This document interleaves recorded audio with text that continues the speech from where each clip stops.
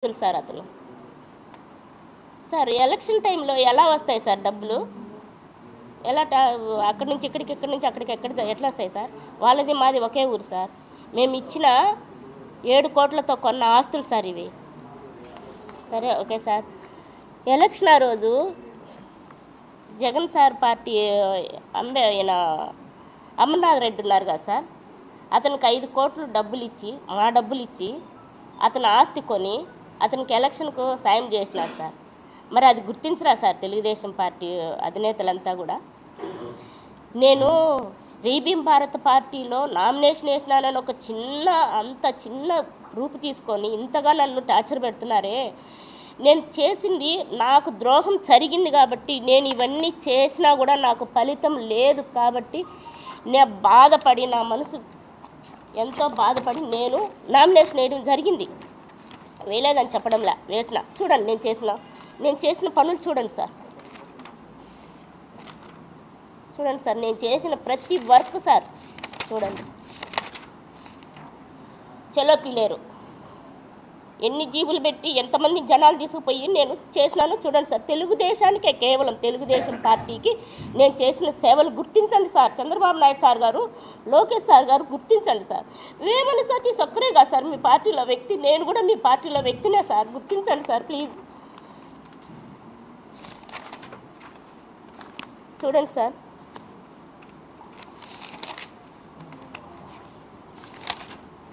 ప్రతి ఒక్క మన తెలుగుదేశం పార్టీలో ఉన్న, కోడూరులో ఉన్న ప్రతి ఒక్క నాయకులు గారిని కలిసినాను నేను చేసిన ప్రోగ్రాంలన్నీ కూడా సార్కు చెప్పి.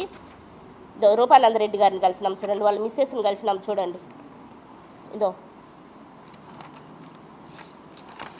నేను తెలుగుదేశం పార్టీ నేతను కాదు, నేను ఏదో అపోహ చేస్తున్నానని ఎందుకు సార్ కామెంట్లు అన్నీ పెడతాను. ఇదండి సార్, నేను సార్ గారు జైల్లో ఉన్నప్పుడు నిరాహార దీక్ష చేసిన ఇదండి సార్. నేను చూడండి సార్, దగ్గరగా చూడండి. నేనే సార్.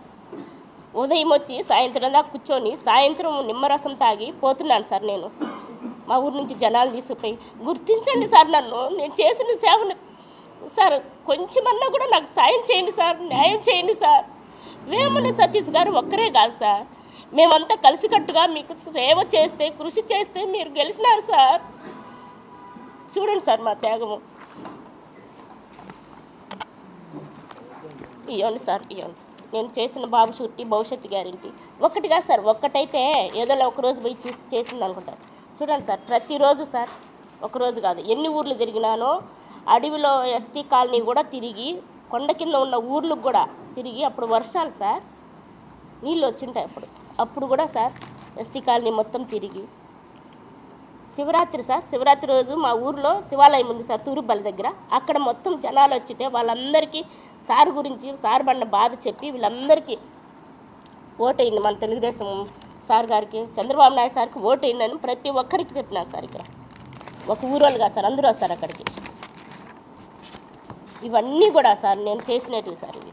ఇవన్నీ నిజాలు సార్. ఇంకొక విషయం కూడా చెప్తున్నాను సార్, నేను జై భీమ్ పార్టీ తరపున నామినేషన్ వేయడం నిజం. అది ఎందుకు వేసినానంటే 7 కోట్లు అతను తీసేసుకున్నాడు సార్. మళ్ళీ నా దగ్గర బ్యాంక్ బ్యాలెన్స్ ఎలా వస్తుంది సార్? ఉన్న డబ్బులు మొత్తం అతను తీసుకుంటే నామినేషన్ వేసే టయానికి నాతో మళ్ళీ డబ్బులు ఎట్లా వస్తాయి, ఆస్తులు ఎట్లా వస్తాయి? ఏం మాట్లాడతారన్నా మీరు? అన్న, మీ ఇంట్లో జరిగిన ఆడబిడ్డకు ఏ అన్యాయం జరిగితే ఎలా ఫీల్ అవుతారు అలా ఫీల్ అవ్వండి అన్న. నేను శ్రావణ్ సార్ కాడి దగ్గరికి పోయి ఆయన దగ్గర మాట్లాడడం ఒక్కటే తప్పైతే, సరే మీరు ఎక్కడున్నారో చెప్పండి, మీ దగ్గరికి వస్తే మీరే న్యాయం చేయండి. నాకు తీసుకున్న డబ్బులు నాకు ఇచ్చేయండి. నా బిడ్డలకు నేను అన్యాయం చేయలేను కదా. ఏదో పార్టీ నమ్ముకొని చేసిన, నేను చంద్రబాబు నాయుడు గారికి చేరిందని నేను అనుకోవడంలే. వేమన సతీష్ గారే మా డబ్బులు తీసుకొని ఆస్తులంతా కొన్నారని మేము అనుకున్నాం. సార్కు, చంద్రబాబు నాయుడు సార్కి తెలిస్తే నాకు న్యాయం చేస్తారని నేను ఇప్పటికీ నమ్ముతున్నాను. కానీ సార్కు తెలిసిందని నేను అనుకోను. వేమన సతీష్ గారు నా డబ్బులు తీసుకున్నారు 7 కోట్లు. దాంట్లో 43 లక్షలు మాకు చెక్ ఇచ్చారు. కొదవ డబ్బులు మాకు ఇవ్వాలా. వేమన సతీష్ గారు కొదవ డబ్బులు 6 కోట్ల చిల్లర మాకు ఇవ్వాలా. దయచేసి ఆ డబ్బులు ఇప్పింది సార్. అతని కాడ నుంచి మాకు ప్రాణరక్షణ చేయండి సార్. ఇంకోటి, జై భీమ్ పార్టీ నేను అది నామినేషన్ వేస్తే ఒక్కటే వేసినాను సార్. ఒక్క నామినేషన్ పేపరే వేశాను సార్. 3 వేయాలి సార్. నేను ఎందుకు వేసాను సార్ అంటే దీని మీద కోపంతో పోయి వేసిన, మళ్ళీ నా మనసు చంపుకున్నా. సార్ ఎట్టయినా సరే గెలిపించుకోవాలా, 3 వేయకూడదు, నేను తెలుగుదేశానికి అన్యాయం చేయకూడదు అనే ఉద్దేశంతో ఒక్కటి వేసి డ్రాప్ అయిపోయినా. అది కూడా ఇదైపోయింది. నేను అప్పటి నుంచి కోడూరులో ఉన్న సార్ వాళ్ళను కలిసిన, అమ్మ మనం తెలుగుదేశాన్ని గెలిపించుకోవాలా, అందరూ కృషి చేసి తెలుగుదేశాన్ని గెలిపించుకుందామమ్మా అని చెప్పి చెంగలరాయుడు సార్ కానీ, విశ్వనాథ నాయుడు సార్ కానీ, రూపానందరెడ్డి సార్ కానీ అందరూ చెప్పినారు, తప్పకుండా ఈసారి మనం చంద్రబాబు నాయుడు సార్ని గెలిపించుకోవాలమ్మా, మీరంతా కష్టపడి గెలిపించాలమ్మా అన్నారు. సరే అని చెప్పి మేమందరం కష్టపడి గెలిపించినాము సార్. నాకు న్యాయం చేయండి సార్.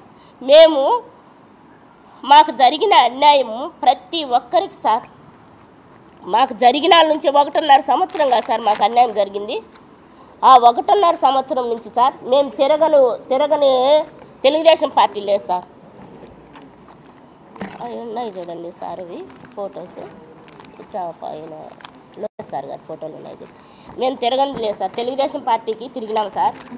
తెలుగుదేశం పార్టీకి తిరిగి మొత్తము అందరికీ చెప్పినాం సార్, మా బాధ అందరికీ చెప్పినాం సార్. రాజేంద్ర ప్రసాద్ సార్ గారికి చెప్పినాము సార్. కోడూరు నియోజకవర్గం సార్,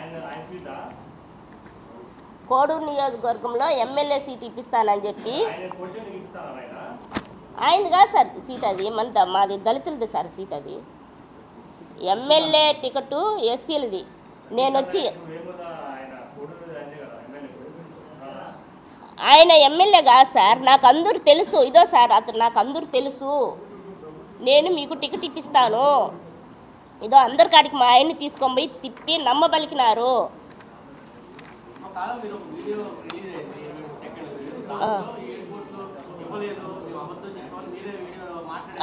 వినండి సార్, అది కూడా చెప్తాను వినండి సార్. మేము ఒక వీడియో చేశాను సార్, నీకు జరిగిన అన్యాయము ఇంతవరకు నేను అందరికీ చెప్తే ఎవరు పట్టించుకోలేదు సార్. లాస్ట్గా మేము రాజంపేటలో ఉన్న తెలుగుదేశం పార్టీ జగన్మోహన్ రాజు సార్ దగ్గరికి పోయినాం సార్. పోయి జగన్మోహన్ సార్ గారికి చెప్పినాం సార్ మా బాధ అంతా. చెప్తే అమ్మ మీకు అన్యాయం జరిగిందని నాకు కూడా తెలిసిందమ్మా, మీకు న్యాయం జరగాలంటే ఒక చిన్న లెటర్ ఇవ్వండి అమ్మా, నేను అది సార్కి ఇస్తాను, మిమ్మల్ని పిలిపించి సెటిల్ చేస్తారు, న్యాయం చేస్తారు అని చెప్పినారు సార్. ఎవరు? జగన్మోహన్ సార్ గారు. సరే అని చెప్పి మేము అక్కడి నుంచి సార్కి చెప్పి సార్తో భంగపడుకొని చెప్పుకొని మేము దిగి వస్తూ ఉంటే అప్పుడు అక్కడ ఉన్న వాళ్ళ అన్నోళ్ళు, నాకు సరిగ్గా తెలియదు, ఆ అన్నోళ్ళు వండుకొని ఏం మాట్లాడినారు, ఏం చెప్పినారు సార్ అంటే, ఇట్లా ఒక లెటర్ ఇమ్మన్నారన్నా అని చెప్పిన. అమ్మ లెటర్ అయితే చదువుతారో టైం ఉంటుంది ఉండదో, ఒక చిన్న వీడియో చేసి పంపిండమ్మా అని చెప్పినారు సార్. సరే అని చెప్పి నేను ఇంట్లో కూర్చొని ఒక చిన్న వీడియో, సార్ మాకు అన్యాయం జరిగింది సార్ అని చెప్పి నేను చేసి తెలుగుదేశం రాజంపేటలో ఉన్న తెలుగుదేశం పార్టీకి పంపించినాను సార్. అది పంపించిన తర్వాత మరి అది సతీష్ గారికి చేరిందో మరి ఎట్లా చేరిందో తెలియదు, కానీ అప్పటి నుంచి మాకు టార్చర్ మొదలైంది సార్. పోలీసు వాళ్ళు ఫోన్ చేసి మీరు వేమన సతీష్ గారికి 7 కోట్లు ఇచ్చినామని చెప్తారా, మీరు పోలీస్ స్టేషన్కి రండి మాట్లాడాలని మమ్మల్ని బెదిరింపు కాల్సి